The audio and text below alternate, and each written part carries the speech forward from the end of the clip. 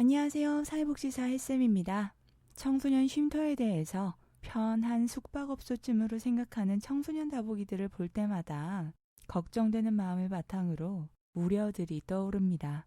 청소년 쉼터는 집에 머물기 힘들거나 여러 어려움이 있는 친구들이 머물 수 있는 장소예요.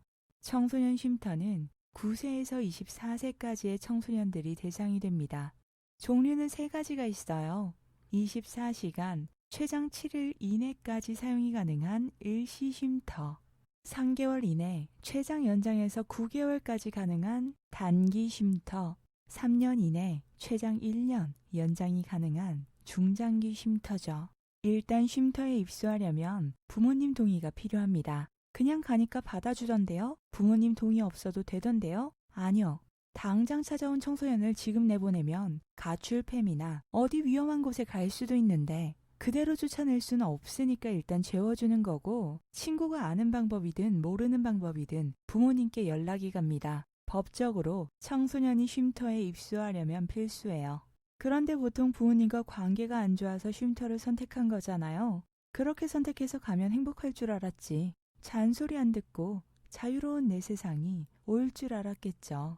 하지만 집이 아니란 점을 기억하셔야 해요. 이 말이 누군가에게는 정말 간절한 문장일 수도 있고 누군가에게는 화상을 입을 뜨거운 물처럼 느껴질 수도 있어요.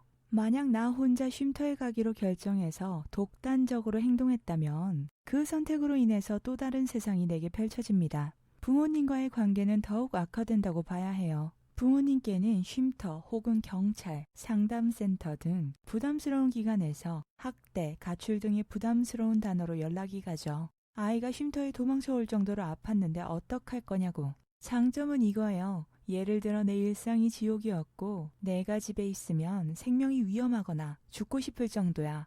남들이 가늠할 수 없는 위기가 있어서 내 집에 내 공간이라고 부를 안정적인 곳이 없어. 그러면 쉼터만한 곳이 없어요. 지켜줄 거야.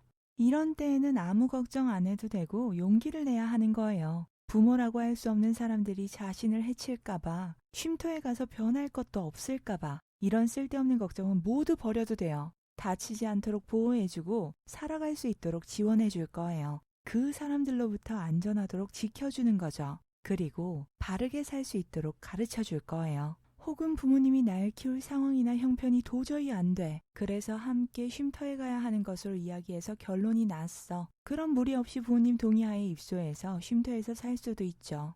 그런데 단순히 부모님이랑 다툰 마음에 집을 나가고 싶거나 부모님께 반항하는 마음으로 살 곳이 필요해서, 혹은 단순히 잔소리를 피할 수 있지 않을까라는 마음에 쉼터로 가겠다는 1차원적인 발상은 모르겠어요. 깊게 고민을 해보길 바라요. 단점은 과거로 돌아갈 수 없다는 점이에요. 누군가는 단순한 선택을 후회해서 다시 돌이키려 했을 때 상황은 더욱 나빠져 돌아가기 힘들어짐에 마음 아플 수도 있고, 누군가는 돌아갈 수 없다는 단점이 마음에 든다고 할 수도 있어요.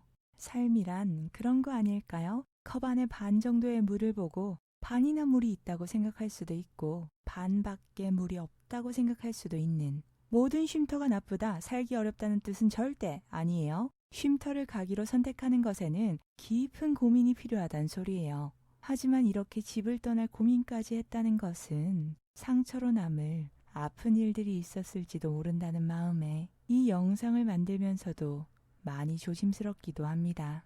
부디 지금 아픈 시간을 겪고 있는 우리 다보기들에게 행복으로 웃을 일 가득한 날들이 얼른 찾아오길 소망합니다. 그리고 그 힘든 시간을 이겨낼 수 있기를 응원합니다. 아픈 만큼 그 이상 행복해질 거예요. 다복한 하루 되세요.